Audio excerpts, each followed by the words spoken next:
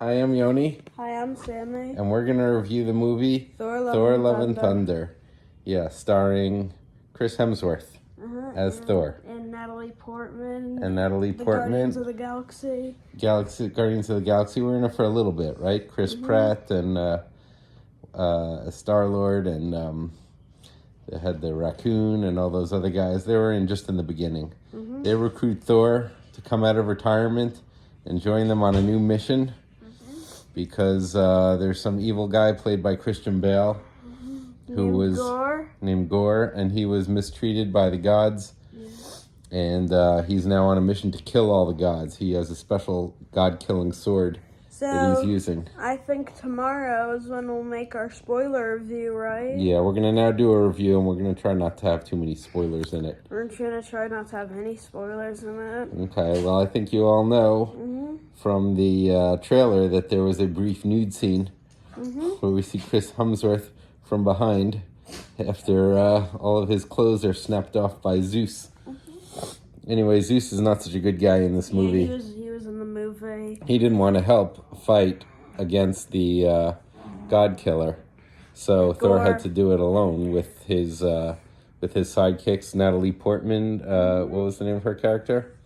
Jane. Jane Foster. Yeah, she has Thor's old hammer.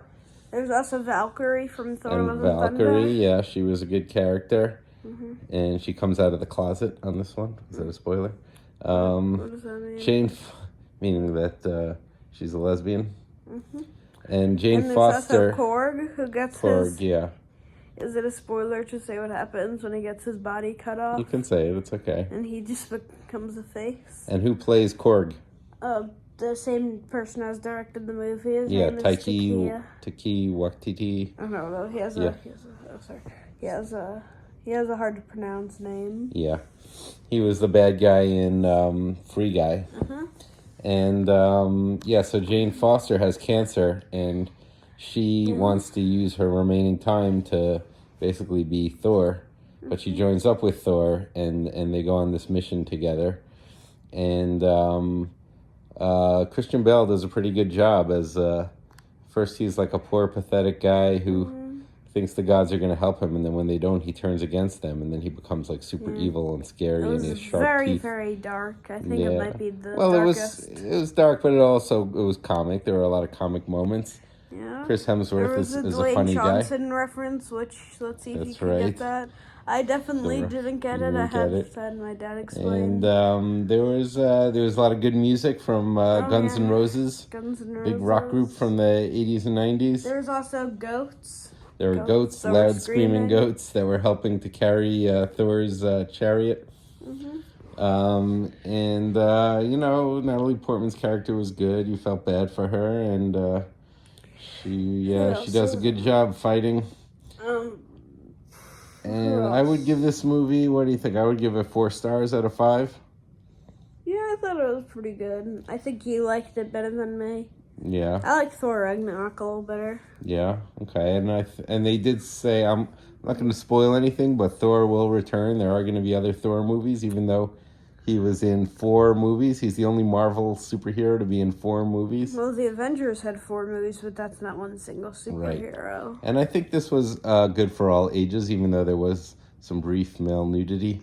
There also was some cursing. Some inappropriate jokes. Okay, but I would say it's good for everyone 10 and up, right? Yeah. You want to talk about, like, what Valkyrie, like... Yeah, Valkyrie helps fight, and she had, what was she using as her weapon? Forgot what, okay. No. And there was also, Thor had an axe, and his axe was jealous of Thor's hammer. Stormbreaker, it was jealous of, because now Natalie Portman had the hammer, but Thor still wanted it, and the axe was jealous, because it knew that it was like Thor's ex.